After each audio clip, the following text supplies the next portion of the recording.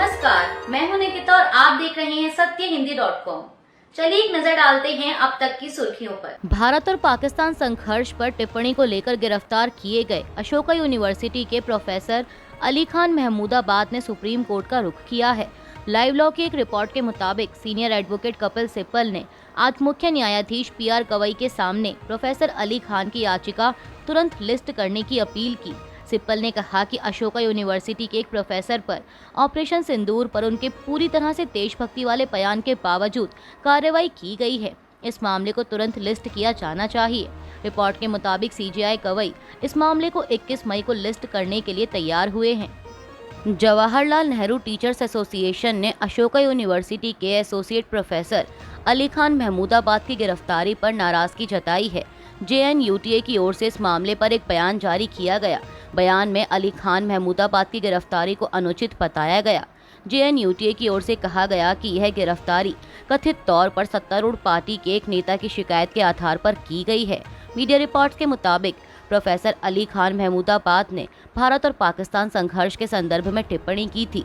उन्होंने colonel Sophia Qureshi और wing commander Vyomika Singh से प्रेस ब्रीफिंग कराने को लेकर सोशल मीडिया पर एक पोस्ट भी किया था। हरियाणा की सोनीपत पुलिस ने स्थानीय निवासी योगेश की शिकायत के आधार पर उन्हें गिरफ्तार किया है। हरियाणा पुलिस ने भारतीय न्याय संहिता की धारा 196(1)(b), 197(1)(c), 152 और 299 के तहत प्रोफेसर अली खान के खिलाफ मामला दर्ज किया है। वहीं अब जवाहरलाल नेहरू टीचर्स एसोसिएशन ने कहा कि डॉक्टर खान ने सार्वजनिक बहस में हिस्सा लेकर चर्चा में शामिल मुद्दों पर अपनी राय व्यक्त करके कोई अपराध नहीं किया। एक शिक्षाविद के तौर पर उस बहस को समृद्ध बनाना वास्तव में उनकी जिम्मेदारी का हिस्सा था। केंद्र सरकार ने ऑपरेशन सिंदूर के बाद सर्वदलीय प्रतिनिधि मंडल की 7 टीमों को अलग अलग देशों में भेजने की घोषणा की है। इस लिस्ट में TMC सांसद यूसुफ पठान का नाम भी शामिल है। हालांकि TMC ने इस लिस्ट पर आपत्ति जताई है। TMC की ओर से कहा गया है कि उन्हें प्रतिनिधि मंडल को भेजे जाने से कोई दिक्कत नहीं है, लेकिन किस पार्टी से कौन जाएगा ये फैसला केंद्र सरकार या BJP नहीं कर सकती। सोमवार को TMC के राष्ट्रीय महासचिव और सांसद अभिषेक बनर्जी से पूछा गया था कि क्या उनकी पार्टी ने इस मिशन से बाहर निकलने का विकल्प चुना है। इस पर अभिषेक बनर्जी ने कहा कि मुझे नहीं पता कि आपको यह जानकारी कहां से मिल रही है। उन्होंने कहा कि राष्ट्रीय हित की रक्षा के लिए सरकार जो भी निर्णय लेगी, TMC केंद्र के साथ कंधे से कंधा मिलाकर खड़ी रहेगी। अभिषेक बनर्जी ने आगे कहा कि पाकिस्तान की तरफ से आतंकवाद को बढ़ावा देकर भारत की शांति को भंग करने की जो कोशिश हो रही है, उसकी हम निंदा करते हैं। इस बात को वैश्विक मंच पर रखना भी चाहिए, लेकिन हमारी पार्टी से कौन जाएगा ये फैसला पार्टी का है। उन्होंने कहा कि सरकार एक तरफा फैसला नहीं कर सकती कि किस पार्टी से कौन जाएगा। पाकिस्तान प्रायोजित आतंकवाद के खिलाफ भारत की वैश्विक मुहिम पर कांग्रेस नेता जयराम रमेश ने कहा कि हमने भारतीय प्रतिनिधि मंडल भेजने का फैसला किया है। कांग्रेस पार्टी ने हमेशा कहा है कि हम राष्ट्रीय सुरक्षा के साथ कभी राजनीति नहीं करेंगे। 22 अप्रैल से हमने एकता, एकजुटता और ऑपरेशन सिंदूर को सलाम दिया है। यह सशस्त्र बलों के लिए एक जबरदस्त सफलता है, लेकिन हम इस ऑपरेशन के राजनीतिकरण की निंदा करते हैं। मध्य प्रदेश के मंत्री ने कर्नल सोफिया कुरैशी को बदनाम किया। प्रोफेसरों को गिरफ्तार किया गया। NDA के मुख्यमंत्रियों को ही बैठकों में बुलाया गया और अब प्रधानमंत्री और ऑपरेशन सिंदूर की तस्वीरों वाले रेलवे टिकट, यह राजनीतिकरण का चरम मामला है। हम ऑपरेशन सिंदूर के राजनीतिकरण के खिलाफ हैं। पाकिस्तान के विदेश मंत्री मोहम्मद इसहाक डार अपनी 3 दिन की चीन यात्रा के लिए सोमवार को रवाना हुए।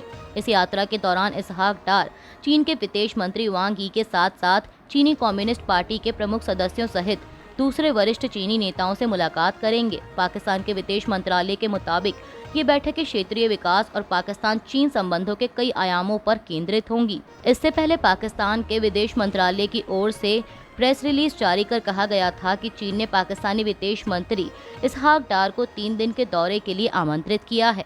जम्मू कश्मीर के राजौरी जिले के सीमावर्ती क्षेत्र में संदिग्ध गतिविधि की सूचना के बाद सुरक्षा बलों ने तलाशी अभियान शुरू किया है।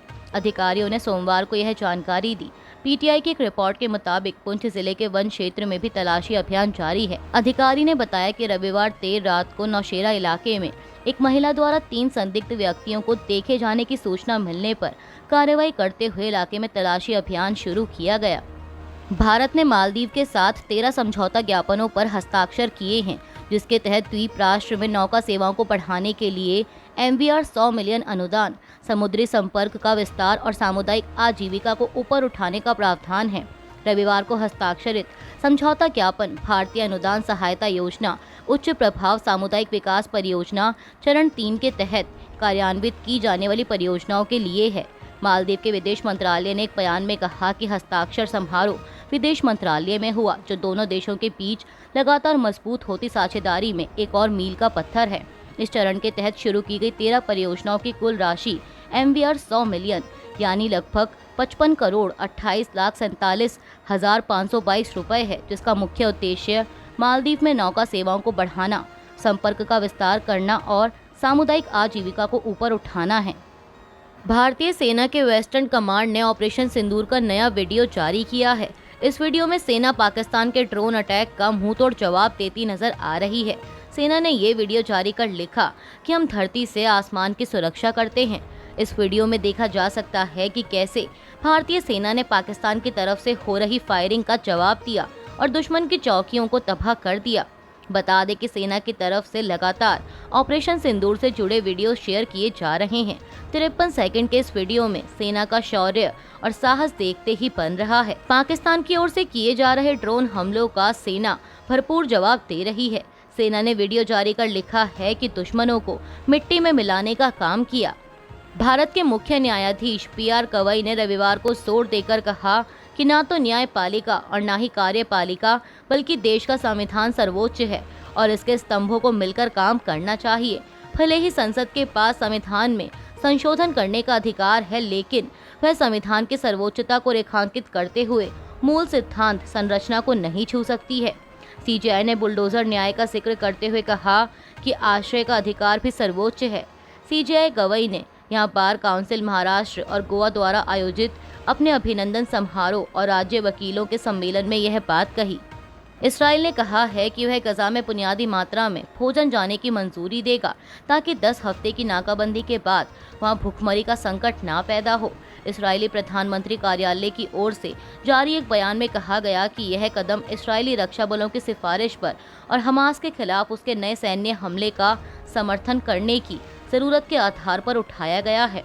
वहीं इस घोषणा से पहले इस्राएली सेना ने कहा था कि उसने गजा में व्यापक ज़मीनी अभियान शुरू कर दिया है। साथ ही बता दें कि अपनी नाकाबंदी के दौरान इस्राएल ने गजा में खाना, ईंधन और दवाइयों तक की एंट्री पर रोक लगाई है। इस्राएल पर ये नाकाबंदी हटाने का दबाव बढ़ रहा है। कई सहायता एजेंसियों ने गजा की 21 लाख आबादी के बीच भुखमरी के खतरे को लेकर चेतावनी दी है। अभी के लिए बस इतना ही। बाकी की खबरों के लिए बने रहिए सत्यहिंदी.com के साथ।